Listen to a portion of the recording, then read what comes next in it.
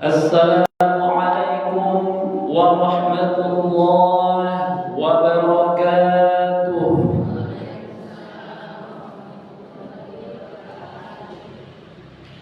Alhamdulillah nahmaduhu wa nasta'inuhu wa nastaghfiruh wa na'udzu billahi min shururi anfusina wa min sayyiati a'malina. Man yahdihillahu fala mudilla lahu wa man yudlilhu fala hadiya lahu. Ashhadu an la ilaha illallah wahdahu la syarika lahu wa ashhadu anna sayyidana Muhammadan 'abduhu wa rasuluhu alladzi la nabiyya ba'dahu. Allahumma shalli wa sallim wa barik ala sayyidina Muhammad wa ala alihi wa sahbihi ajma'in. Amma ba'du. Yang kami hormati orang-orang tua kami, para ummahat, ibunda rahimakumullah. Apa kabarnya ibunda, sehat? Alhamdulillahi rabbil alamin.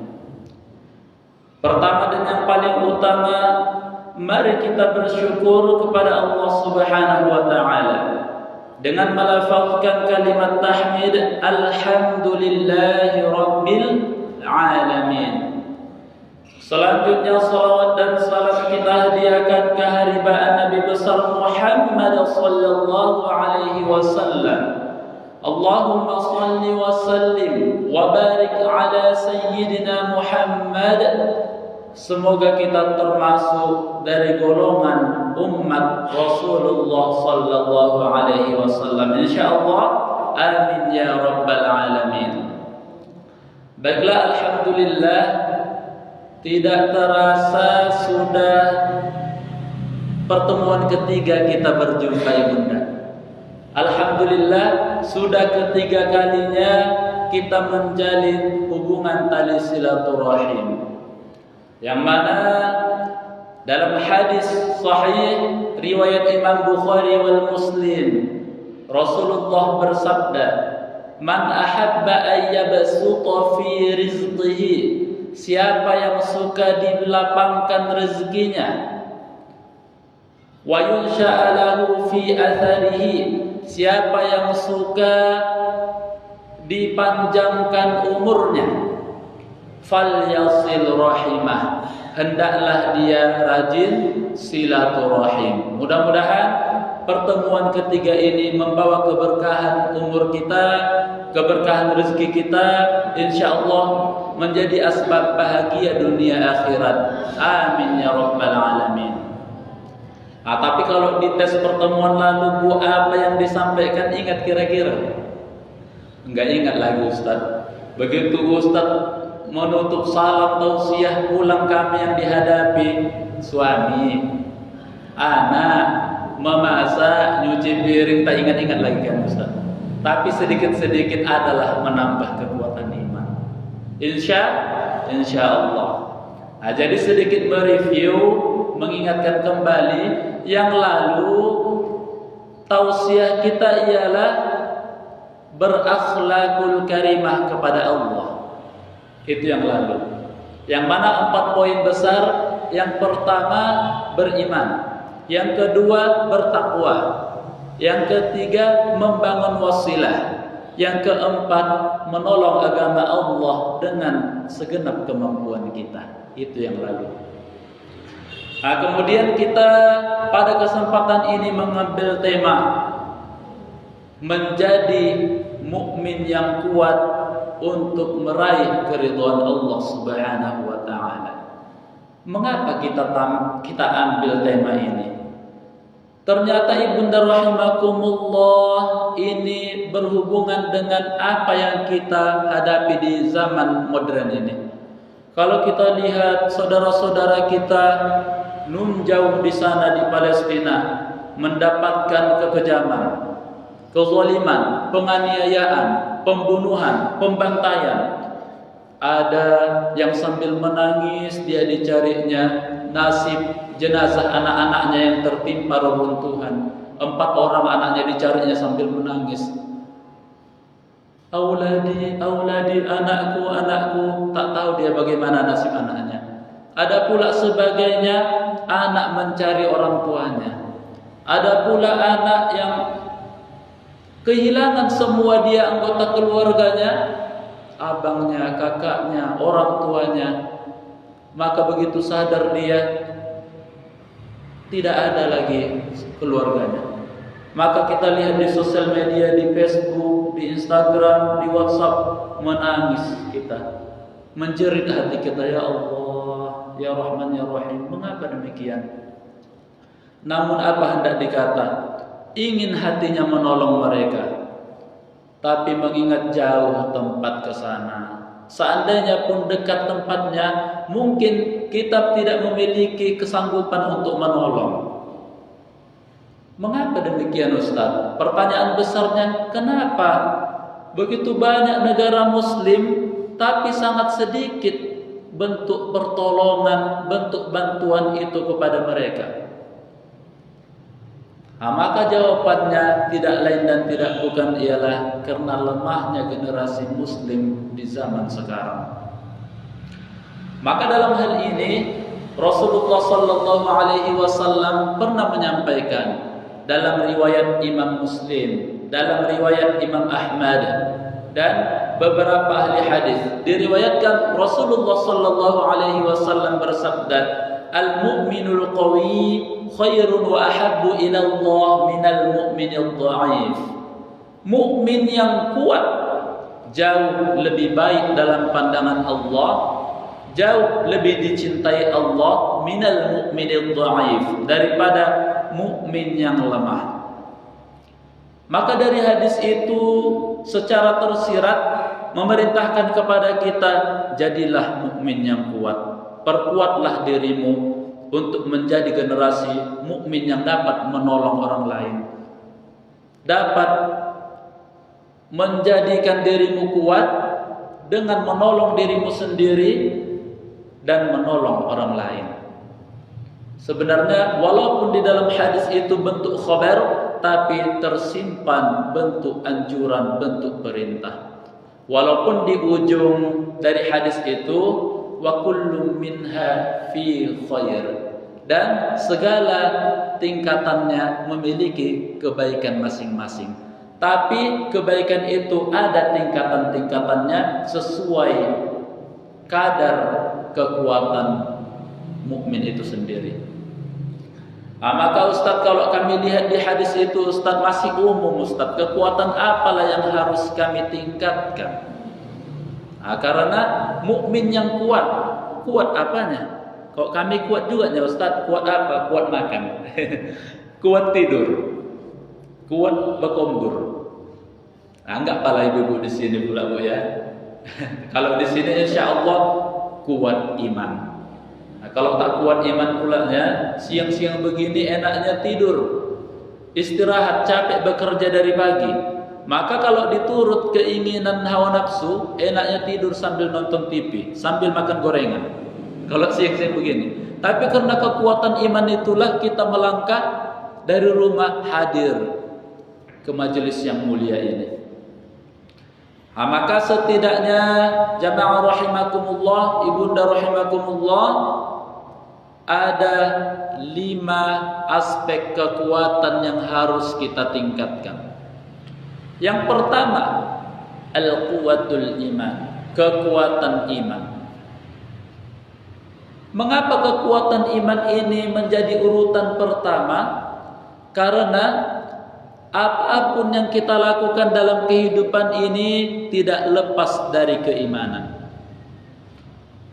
Bahkan apapun yang kita miliki, yang paling berharga itu adalah iman. Tak ada yang lain. Ustaz, harta kami banyak, paling berharga adalah iman. Sebanyak apalah harta kita, ibunda rahimakumullah? Apakah harta kita ada banyaknya seperti harta Qarun? Tidak. Apakah jabatan kita ada tingginya seperti tingginya jabatan Fir'aun? Tidak. Tapi karena mereka memiliki itu, Di samping itu mereka tidak beriman, Allah memberikan laknat dan azab kepada mereka. Apalagi apa? Jabatan tak ada kecuali anggota DPR. Apa itu anggota DPR? Anggota dapur, Ustaz. Kemudian harta tak ada. Harta ada tapi taklah pulanya seperti konglomerat orang-orang kaya yang hebat. Tidak seperti Qarun yang memiliki harta yang luar biasa. Maka kalau kita lemah keimanan, bagaimanalah kita mendapat ridha Allah Subhanahu wa taala? Maka langkah pertama kita, perkuat keimanan kita, keluarga kita, anak-anak keturunan kita. Karena itulah ternyata yang paling berharga. Sebagaimana dijelaskan di dalam surah Al-Maidah ayat 37 juz 6 lembar ke-6 sebelah kanan paling bawah. Innal ladzina kafaru law anna lahum ma fil ardi jami'a. Sesungguhnya orang-orang kafir apabila mereka nanti di akhirat memiliki harta yang luasnya seluas seisi bumi, wa mithlahu ma'ah, dan ditambah lagi 2 kali lipat, liyaftadu bihi min 'adzabi yaumil qiyamati ma tuqbila minhum, agar mereka membayar dengan harta yang banyak itu segenggam keimanan untuk lepas dari azab Allah. Maka apa jawaban Allah? Ma tuqbila minhum, tidak diterima. Tidak akan diterima walaupun hartanya seluas bumi ini, bahkan 2 kali lipat. Apalagi harta kita yang tidak ada apa-apanya di dunia ini. Maka kekuatan imanlah yang pertama kita tanamkan kepada keluarga. Bahkan dengan kekuatan iman, Allah Subhanahu wa taala menjanjikan, membahagiakan penduduk yang beriman, bahagia dunia dan akhirat. Sesuai firman Allah Subhanahu wa taala di dalam surah Al-A'raf juz 9 juz 9 lembar pertama ayat ke 96 surah Al-A'raf. Allah Subhanahu wa taala berfirman, walau anna ahlal qura amanu wattaqaw lafatahna 'alaihim barakat. Kalau seandainya seluruh penduduk negeri beriman dan bertakwa, lafatahna 'alaihim barakat, akan kami buka kepada mereka keberkahan-keberkahan minas samawati wal ard, dari langit maupun dari bumi. Walakin kazzabu fa akhadnahum, akan tetapi ada penduduk yang ingkar, ada penduduk yang berdusta, maka kami beri mereka siksaan. Na'udzubillah. Maka dari ayat tersebut, orang-orang tua kami rahimakumullah, ternyata keimanan dapat mengundang keberkahan dunia dan akhirat. Dimudahkan Allah, pintu rezekinya dibuka, kemudian hajat-hajatnya dipenuhi Allah Subhanahu wa taala. Lantas Ustaz, bagaimanalah cara kami meningkatkan iman? Maka dalam hal ini para ulama merumuskan, paling tidak laksanakan 4 kalau ingin kita dan keluarga kita kuat iman. Yang pertama, tanamkan ilmu agama. Ini yang pertama. Maka kepada ibunda rahimakumullah, alhamdulillah hadir ke majelis siang ini, bertambahlah sedikit banyak ilmu agama kita, bertambah keimanan. Alhamdulillah. Tapi bagaimana dengan suami kita? Oh Ustaz, kalau suami kami lebih alim lagi Ustaz. Pengajian subuh hadir. Kalau di rumah buka handphone, buka YouTube ceramah ustadz-ustadz yang ada di YouTube. Alhamdulillah. Bagaimana dengan anak-anak kita? Apakah mereka mempelajari ilmu agama? Apakah mereka asik lalai dalam kenikmatan dunia? Apakah mereka lalai dalam hal-hal yang tidak ada manfaatnya? Contohnya begitu anak pulang sekolah keluar keluyuran main-main sama kawannya. Begitu sampai di rumah mak minta handphone, minjam handphone. Untuk apa nak? Suntuk mak, tolonglah mama 1 jam aja. Janji 1 jam. Tapi sampai mau tidur sampai malam itulah kerjaan anak kita, main game online. Habis waktunya untuk itu saja. Maka bagaimana anak-anak kita mendapatkan pendidikan agama kalau pola hidupnya saja jauh dari nilai-nilai agama? Maka kita ajarkan. Di waktu-waktu tertentu ajak anak-anak kita, nak, ini hari Minggu subuh nak, di masjid ada tausiah, ada pengajian. Yuk, ini hari keluarga, bangun kita subuh, rame-rame kita ke masjid, dengarkan pengajian. Maka kita arahkan anak-anak kita. Karena kalau awak yang ceramah kadang tak bisa ya kan Bu. Tahu lah anak-anak ini, oh mama udah macam ustazah lah mama ini nampak kami. Diajak-ajaknya pula awak. Maka kita ajak, kita rangkul anak-anak kita untuk ke masjid mendengarkan tausiah. Itu yang pertama. Kemudian yang kedua adalah al-imanu yazidu bit-tha'ah. Iman itu akan meningkat dengan ketaatan, dengan ibadah. Maka perbanyak ibadah. Jadi semakin banyak kita ibadah, kekuatan iman pun semakin bertambah. Maka kita tanya kepada hati kecil kita masing-masing, diri kita masing-masing. Sudah berapa lama aku tidak membuka Al-Quran di rumah? Apakah Al-Quran yang di rumah hanya dibuka di saat ada perwiritan di rumah, pas pula tuan rumah?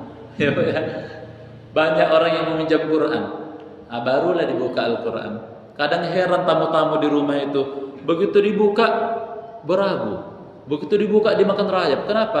Jarang dibuka Al-Quran. Maka kalau ingin kekuatan iman kita bertambah, kualitas keimanan kita meningkat, banyak membaca Al-Quran. Kalau sebelumnya ibadah sholat sunnah kita masih sangat memprihatinkan, hanya sholat wajib lah yang kita laksanakan. Sholat wajib itu ibunda rahimakumullah, itu hanya lepas-lepas makan kitanya itu, karena wajib. Kalau seandainya tak diwajibkan bisa jadi enggak kita laksanakan. Maka jangan hanya mengandalkan yang wajib.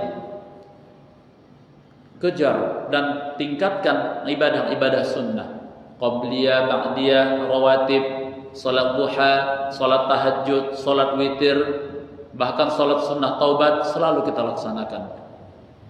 Bagaimana dengan zikir kita? Sudah berapa kali kita beristighfar satu hari? Apakah lisan kita tidak pernah beristighfar selama ini? Ataukah hanya beristighfar di saat kita tertimpa musibah? La. Padahal Rasulullah sallallahu alaihi wasallam setiap hari, dalam sehari itu, dalam satu riwayat, fa inni atubu ilallah mi'ata marrah, aku beristighfar kepada Allah 100 kali. Rasul yang dijamin bersih dari dosa. Apalagi kita dikit-dikit berdosa. Maka jamaah rahimakumullah, tingkatkan amal ibadah kita. Baik itu ibadah yang hablum minallah kepada Allah Subhanahu wa taala maupun hablum minan nas kepada manusia. Mungkin di sekitar kita ada orang-orang yang membutuhkan. Mungkin ada tetangga kita yang orang tuanya sudah meninggal, masih kocik-kocik lagi yang ada di rumah itu. Sampai putus sekolah lah si anak itu, kehabisan biaya. Maka kalau kita memiliki jiwa sosial dan memiliki rasa kasih sayang kepada sesama, maka bantu mereka. Itu adalah wujud ibadah insaniyah yang dapat meningkatkan keimanan kita kepada Allah Subhanahu wa taala. Kemudian yang ketiga adalah al-imanu yanqusu bil ma'siyah. Iman itu bisa berkurang kualitasnya dengan bermaksiat. Maka selama ini jamaah rahimakumullah, kalau masih ada maksiat yang suka kita laksanakan, suka kita kerjakan, maka pelan-pelan tinggalkan. Mungkin selama ini mata kita masih suka melihat yang diharamkan Allah. Ustaz, cuci-cuci mata aja Ustaz, nengok-nengok TikTok, joget-joget Ustaz. Maka berhijrah kita, tinggalkan.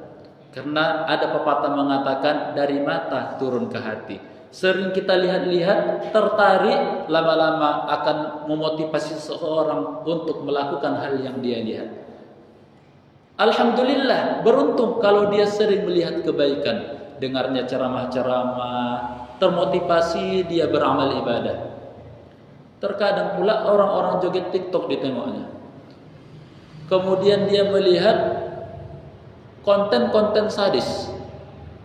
Dilihatnya lah video-video atau film-film yang sadis, pembunuhan, penyiksaan, termotivasi dia. Maka membuat jiwanya menjadi sadis. Atau dia bermain game. Game-game di zaman sekarang, Bu, banyak game yang sadis-sadis pula. Dimainkannya game-game sadis itu. Kemudian termotivasilah dia, tertanamlah, terinspirasi untuk melakukan hal yang sering dia lihat. Maka berhati-hati kita. Pesan para ulama, al-imanu yanqusu bil maksiat. Iman akan berkurang karena sering melakukan perbuatan-perbuatan maksiat. Itu yang ketiga. Kemudian yang keempat adalah al-mujalasatu ma'as salihin. Duduk bersama orang soleh, bergaul bersama orang-orang soleh.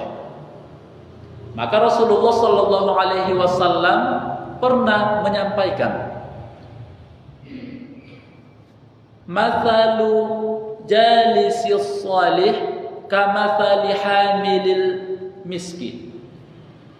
Duduk bersama orang-orang soleh ibarat berteman dengan penjual minyak wangi. Walaupun engkau tidak mendapatkan minyaknya, kebetulan pula berkawan sama tukang minyak wangi yang pelit, Bu, ya. Udah dikawani pagi sampai sore jualan minyak wangi, tak dapat minyak wangi, tak dikasihnya. Tidak apa-apa. Walaupun tidak mendapatkan minyaknya, tapi setidaknya di saat dia menjual minyak wanginya, terbuka, kena angin, lengket ke baju kita. Alhamdulillah, wangi yang semerbak, yang mendatangkan kebahagiaan. Kemudian Rasulullah menjelaskan, wa mathalu jalisis su, dan perumpamaan bergaul dengan orang-orang yang jahat perangainya. Kamathali nafikhil kiri, sama seperti bergaul dengan si pandai besi. Sekali lagi di sini kami ingatkan, bukan menjelekkan si pandai besi, tidak. Karena itu banyak manfaatnya, Bu, ya. Kalau tidak ada si pandai besi, bagaimana kita punya parang, punya barang-barang kebutuhan rumah tangga? Tidak, ini hanya perumpamaan. Misal, bergaul dengan orang yang buruk perangainya seperti berteman dengan si pandai besi. Walaupun engkau tidak terkena apinya, di saat dia mencetak parangnya, pertama dari besi yang dibakar panas di ruangan yang panas tertutup, panas di dalam itu, kita kawani 1 harian. Bukannya dibakarnya kita, tidak, mengawani aja, mengawani. Keluar dari situ bau badan, bau keringat. Maka apa artinya dari hadis tersebut? Ternyata berteman dengan seseorang dapat menularkan perilaku seseorang tersebut. Berteman dengan orang yang baik, kita lihat kebaikan demi kebaikan, maka termotivasi kita untuk mengejar kebaikan. Oh, alhamdulillah kalau aku lihat ibu ini, berkawan aku sama ibu ini, rajin ke majelis ta'lim. Aku jarang kali ke majelis ta'lim, sudah 2 tahun tak ke majelis ta'lim. Ini harus berubah, bertobat lagi ini. Maka dia pun memperbaiki dirinya. Kalau kulihat ibu fulana rajin sekali berzikir, 1 hari 100 kali beristighfar, maka aku sudah 2 tahun banyak perbuatan dosaku, tapi lisanku tak pernah basah dengan istighfar. Aku mulailah berubah pelan-pelan. Tapi kalau kita berteman dengan orang yang buruk perangainya, akan membuat kita semakin buruk karena kita menganggap diri kita sudah yang paling baik. Oh, lumayan lah aku sholat 3 kali sehari, cuma 2 kali tinggal. Kawanku seminggu tak pernah sholat. Nah, maka semakin kendorlah kebaikan kita. Oh, berarti Ustaz menyuruh kami tak usah berkawan sama orang yang buruk perangainya. Jangan salah paham ibunda rahimakumullah. Bukan begitu maksud kami. Karena teman di dalam Islam itu banyak istilahnya. Ada sahib, teman dekat. Ada qarin, teman bersama. Ada janil, teman biasa-biasa saja. Jadi kalau kita memilih teman-teman dekat yang sering kita habiskan waktu dengannya, pilihlah teman-teman yang mendekatkan diri kita kepada Allah. Tapi kalau hanya sebatas teman say hello, teman sekedar jumpa-jumpa tegur sapa, bertemanlah dengan siapapun. Nah, ini nasihat dari para ulama. Kemudian yang keempat, yang kedua Bu ya. Yang pertama tadi aspek keimanan, kekuatan iman. Tingkatkan keimanan kita.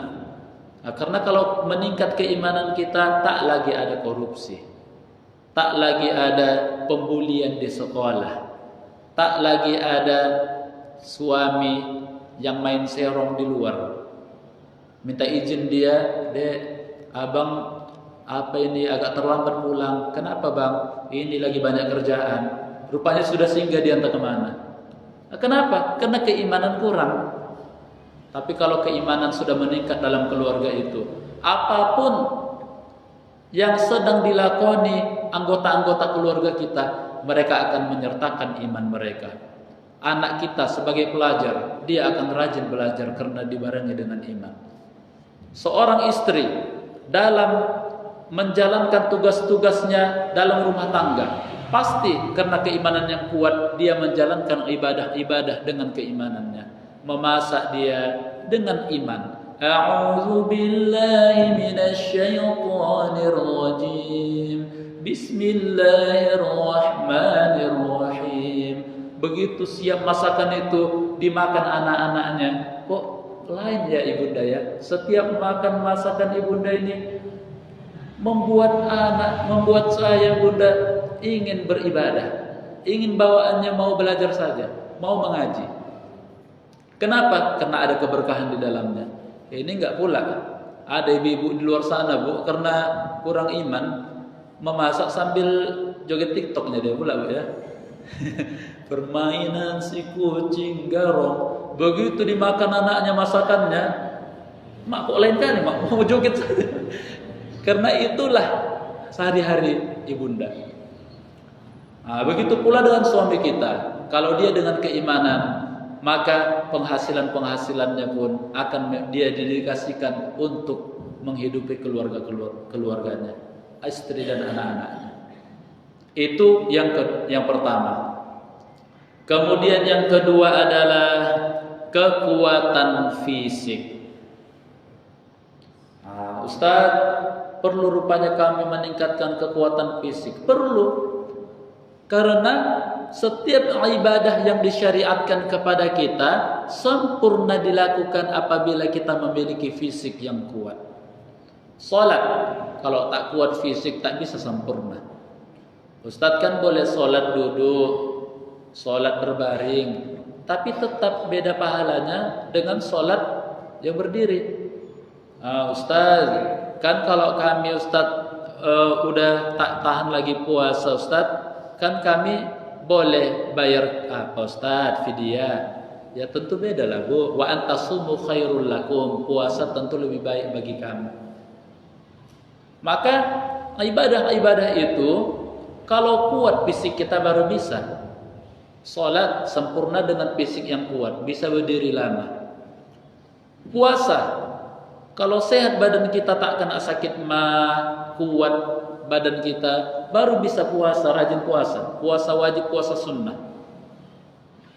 Melaksanakan ibadah haji, apalagi tawaf 7 keliling. Iya kalau dapat kita dekat Ka'bah Bu. Kalau jauh, banyak jauh berjalannya kita kan. Kalau tak kuat fisik, tak bisa kita melaksanakannya, sulit.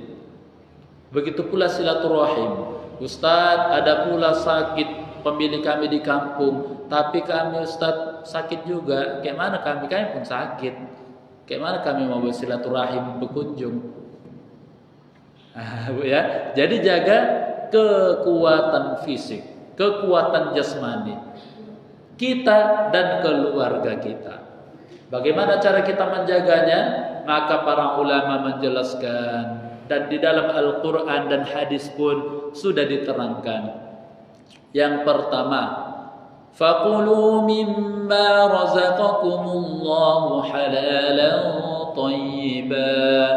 Makanlah rezeki yang Allah berikan yang halal dan baik. Ini yang pertama. Nah, jadi kalau yang kita makan halal, baik, maka akan menyehatkan tubuh kita. Nah, begitu juga dengan keluarga kita. Kita tengok anak-anak, oh nak ini jajanannya tak ada label halalnya, di mana kau beli ini nak? Tadi mah di pinggir-pinggir jalan, yang jual pun entah siapa, mah nggak kenal. Hati-hati. Tidak jelas bahan apa yang dimasak di situ, bahan-bahannya pun dari yang halal atau yang haram kita tidak tahu. Nah, maka berhati-hati. Kemudian yang kedua, wala tusrifu, jangan berlebih-lebihan. Yang halal dimakannya, nasi yang dimakannya Bu, tapi 5 piring. Kok jangan begini ya. Tak bisa juga ngapa-ngapain. Nah, tak bisa juga. Nah, jadi jangan berlebih-lebihan. Wala tubadzir tabdzira, jangan mubadzir, jangan membuang-buang. Kita ajarkan adab kepada anak. Ini kadang anak besar nafsunya aja, diambilnya nasi banyak-banyak, rupanya habis cuma separuh. Separuh lagi dikasih kucing. Nah lumayan lagi kalau ada kucing di rumah. Ini enggak, dibuang ke tong sampah. Padahal di negara jauh di sana, di Afrika, banyak orang kelaparan. Ini membuang-buang nasi kita. Nauzubillah. Nah, kemudian di dalam hadis, alimu auladakum bis-sibaha, ajarkan anak kamu berenang. Oh, Ustaz, berenang mahal kali Ustaz di Medan ini, sekali masuk 20.000 tiap hari Ustaz. Wah, tekor kami. Yang kedua, birrimayah. Apa itu rimayah? Memanah. Oh, memanah pun mahal juga Ustaz, 1 jam 25.000. Oh, kok gitu Bu? Apalagi Bu ya. Yang ketiga, pacuan kuda. Oh, pacuan kuda pun mahal juga Ustaz. Mahal semuanya Bu ya. Maka yang dimaksud Rasul di situ secara umum adalah aktifkan psikomotorik anak. Nah, jadi buat anak itu bergerak badannya. Jangan asik rebahan main handphone aja di rumah. Sehingga anak-anak di zaman sekarang Bu, heran kita, yang mudah kena penyakit Bu. Zaman sekarang anak-anak. Ada kawan kami, adik-adik junior kami lah, meninggal usia 20 tahun penyakit gula. Nah, apa ini? Penyakit gula 20 tahun. Ya Allah, kenapa? Memang qadarullah lah, memang namanya udah meninggal Bu ya, ajal. Tapi kalau kita lihat penyebabnya, ternyata pola hidup.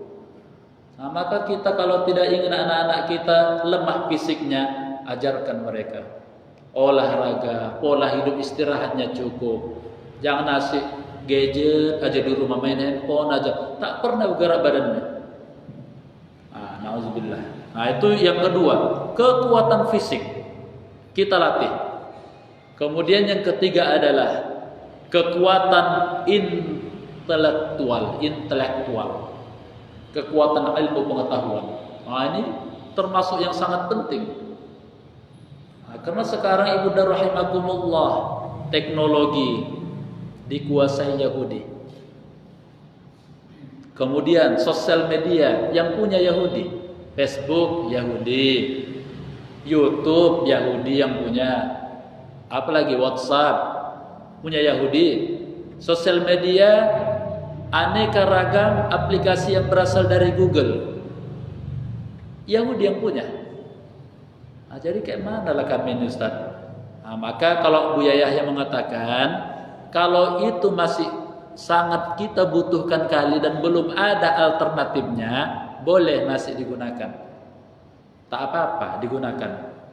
Nah, tapi kalau sudah ada alternatifnya jangan lagi gunakan pula. Udah keluar fatwa MUI haram, Bu ya, seminggu yang lalu tuh ya. Keluar fatwanya, udah viral kita baca, haram. Tak boleh membeli produk-produk Israel karena yang mereka gunakan untuk membantu tentara-tentara militer mereka memerangi umat Islam. Nah, karena kalau kita bantu mereka sama seperti kita membantu mereka memerangi saudara kita sendiri. Tapi kalau namanya sosial media tak ada pula, kayak mana lagi Bu? Kalau ada maunya apa? Ada misalnya buatan Indonesia kan, Facebook Indonesia, mau kita makainya kan? Ini tapi kalau ada pula alternatifnya jangan lagi. Contohnya susu, nampak ada susu buatan lokal itulah pakai pula.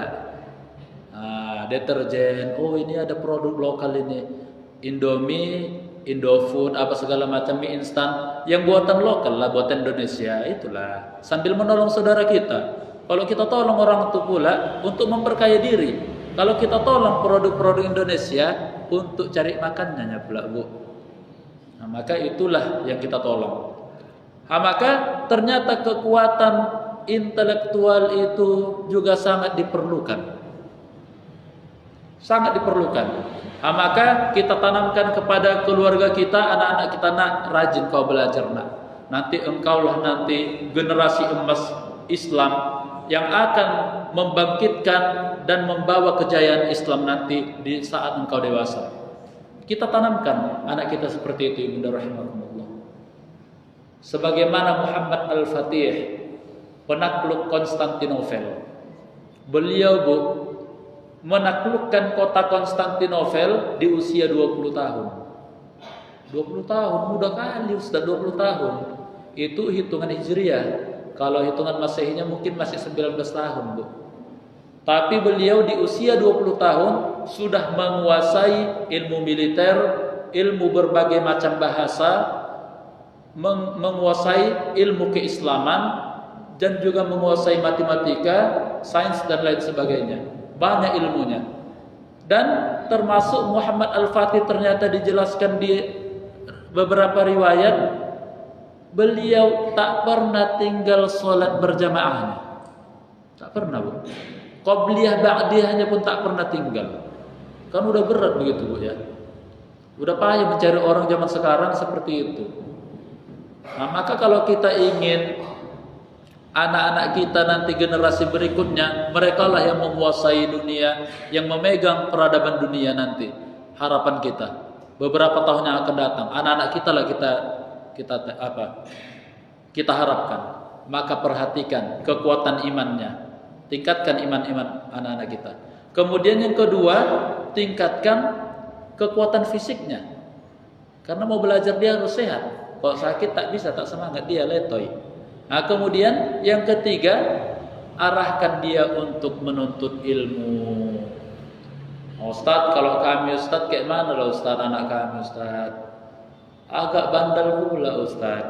Begitu nanti disuruh baca buku, yang banyak alasannya Ustaz. Tapi kalau disuruh membeli apa ke kedai, pakai kereta, cepat dia Ustaz. Tapi herannya Ustaz, nanti pergi sore, pulang malam. Pergi jam 5, pulang menjelang maghrib baru pulang. Nah, yang dibeli belacannya, belacan seponggol dibelinya, keluyuran dia sama kawan-kawannya, agak sore baru pulang. Nah, maka sabarlah kita. Memang begitulah yang dianjurkan ulama. Apa kata ulama? Al-ummu madrasatul ula. Ibu adalah sekolah, madrasah utama bagi si anak.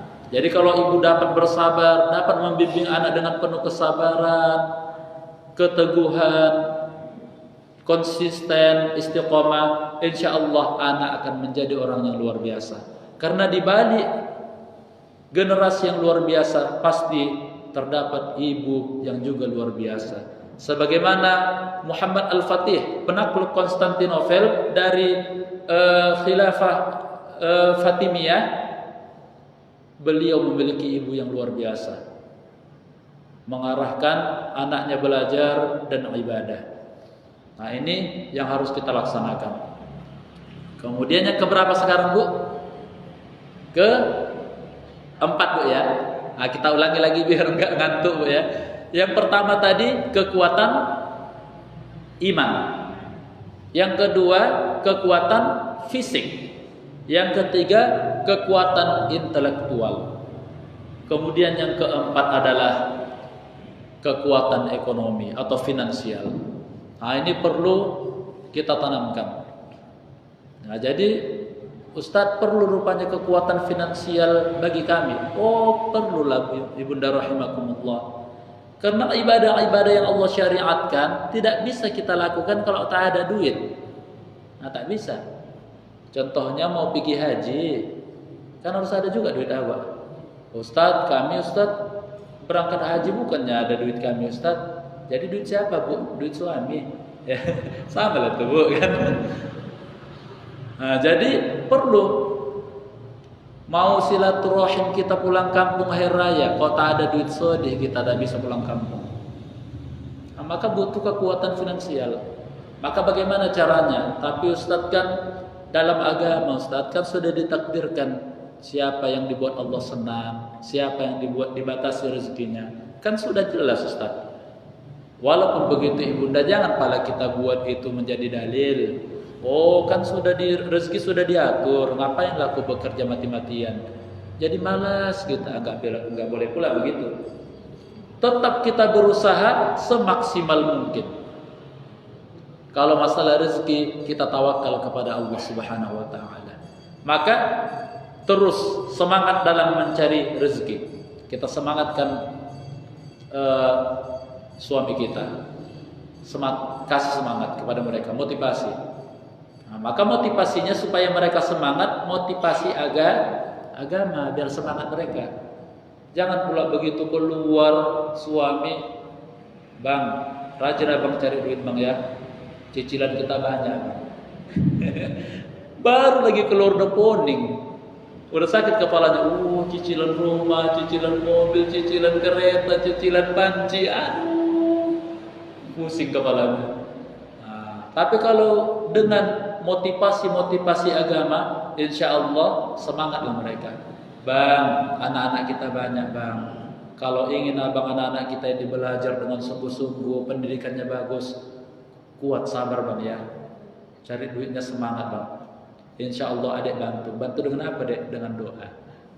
Nah, jadilah Bu ya, daripada doa pun tidak kan payah itu ya.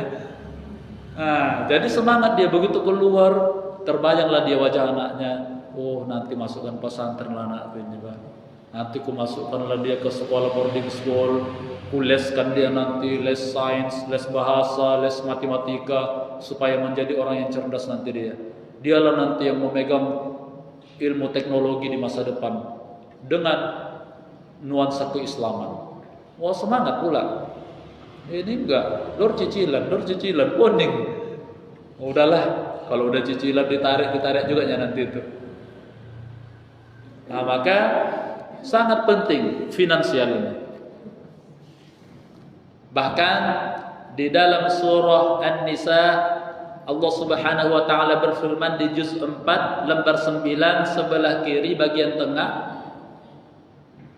wal yakhshal ladzina law taraku min khalfihim dzurriyyatan dhi'afan khafu 'alaihim. Hendaklah orang-orang tua merasa khawatir takut meninggalkan anak-anak yang lemah. Walaupun di dalam ayat itu dijelaskan para ulama lemah finansial, lemah keuangan, tapi termasuk lemah semuanya itu. Walaupun secara zahir lemah finansial. Nah, maka takut kita, nanti anakku kalau enggak pintar dia, enggak sehat dia, enggak banyak ilmunya, kayak mana dia bersaing nanti di masa yang akan datang. Maka itulah semangat kita mencari rezeki untuk anak-anak kita. Nah, udah itu jangan boros pula. La tubadzir tabzira, jangan bersifat boros. Karena banyak pendapat kita Bu rezeki, kalau boros taman itu pula. Dapat 5 juta, tapi dor keluar makan apa? Makan mewah-mewah keluar. Dor singgah keluar makan. Malas menabung. Terakhir sama segitu-segitu juga rupanya sisanya. Habis-habis sebulan, tak ada yang disimpan. Nah, maka kita usahakan dengan mencari rezeki Allah dengan semaksimal mungkin. Di samping itu pula berhematlah kita. Kecuali bersedekah. Kok sedekah pula jangan jadi alasan hemat, Bu. Nanti datang proposal ke rumah nanti, Bu, ini ada proposal dari masjid ini, perbaikan masjid. Tapi kata Ustaz Saiful harus berhemat. Jadi kami untuk ini tak usah dulu ya. Jangan pula. Kalau untuk bersedekah tak ada alasan itu. Karena dalam riwayat Imam Muslim, Rasulullah bersabda, la tanqusul sadaqah bil mal. Harta tidak akan berkurang dengan rajin bersedekah. Kemudian yang keempat adalah, yang kelima, Bu ya. Empat aja dulu tadi. Yang terakhir ini yang kelima. Yang kelima, kekuatan ekonomi. Kekuatan politik. Ini yang kelima. Nah, karena bagaimanapun dalam kehidupan ini kita tidak bisa lepas dari politik. Termasuk di dalam Al-Quran banyak ayat-ayat yang membahas tentang etika berpolitik. Nah, maka di sini tidaklah pulanya kami, Bu, mengarahkan, ibu harus milih yang nomor 1, nomor 2, nomor 3, jangan. Tidak. Tergantung pribadi masing-masing. Kami hanya mengasihkan clue-nya saja. Nah, bagaimana rupanya Ustaz dalam berpolitik kita memilih pemimpin yang bagaimana yang harus kita pilih? Pemimpin yang dia dekat karakternya dengan Rasulullah sallallahu alaihi wasallam. Bagaimana karakter Rasul? Karena untuk sama kayak Rasul mustahil, tak bisa. Tapi setidaknya ada mendekati sifat-sifat ke Rasulullah. Maka paling tidak di dalam kitab Husnul Hamidiyah ditulis oleh Syekh Sayyid Hussein, ada 4 sifat Rasulullah yang ditanamkan kepada pemimpin. Yang pertama, siddiq, jujur. Nah, jadi kita tengok ketiga calon, ini yang paling jujur. Itu. Yang kedua, amanah, dapat dipercaya. Kita lihat siapa dari calon-calon itu yang menjalankan amanah yang diberikan oleh negara dengan sebaik-baiknya, maka itulah yang kita pilih. Tabligh, yaitu cerdas. Nah, kita lihat riwayat pendidikannya, kita lihat bagaimana cara dia menyikapi persoalan-persoalan dalam menjabat sebelumnya. Maka kita lihat siapa yang cerdas. Karena Rasulullah cerdas, bisa membawa umat Islam menuju zaman yang terang benderang yang disinari dengan sinar iman dan Islam.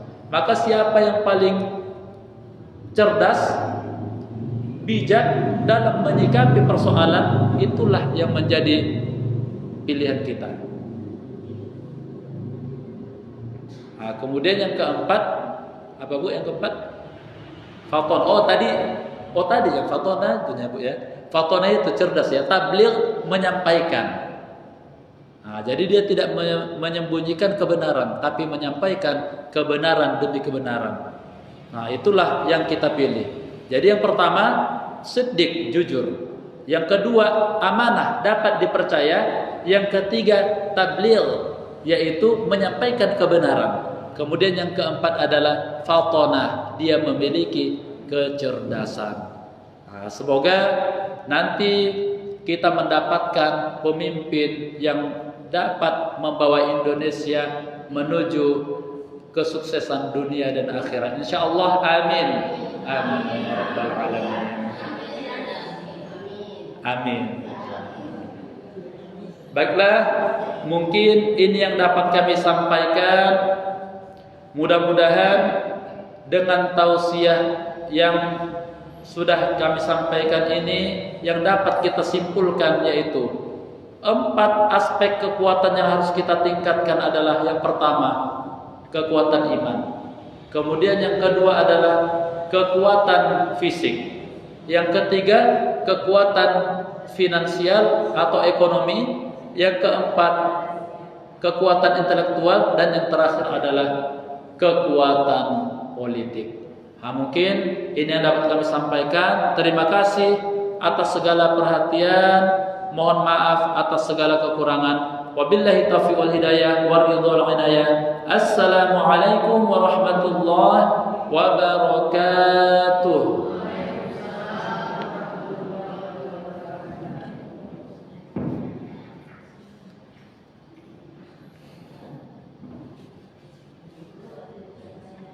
para ummahat ibunda rahimakumullah, mungkin sebelum ditutup ada yang ingin bertanya, kami persilakan.